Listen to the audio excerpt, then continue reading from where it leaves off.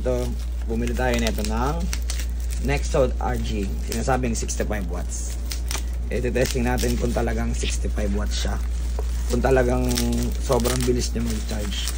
Gagamit tayo ng watt meter. I-charge natin yung iPhone natin.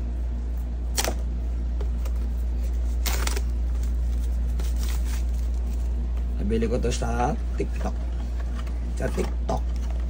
Ang mabigat siya, mabigat. Wala lang kiluhan ko rito eh. Bibidyo, ano ko sa ano eh. Sabi natatanggal daw to. Ayan, ganyan siya.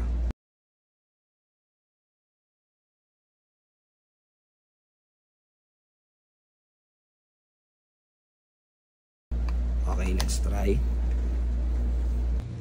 So, ayan. Testingin natin. Type C. Sasaksak natin siya sa Type C.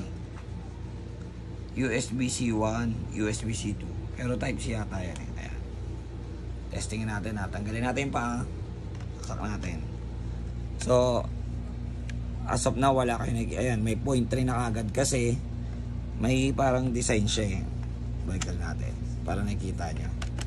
Ayan, yung ilaw niya, yung parang robot-robot. So, ito, makikita nyo, 9% lang yung iPhone. Kasi ang iPhone, pag nag-80%, mababa yung wattage niya eh. Nag-i-stop na kagad talaga siya. So, cha-charge natin ngayon kung talagang 65 watts. Original cable galing sa Apple. Ayan, charging. Okay. 27 watts, 29. So 30 lang siya. 30 watts. Baka nga naman sa kabilang port. Lipat natin. Mawawala ulit yan ha.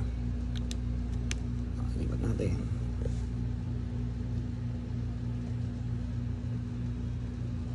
Charging na ulit.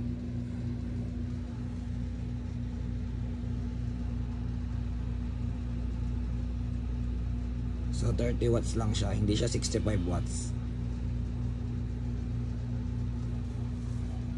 So ililink ko ba yung ano, yung pinagbilang ko sales stock, hindi siya 65 watts. So ito, orig na iPhone charger, Apple titingnan natin kung ilang watts to. Kung sino mas mataas magbigay sa kanila ng wattage. Charging.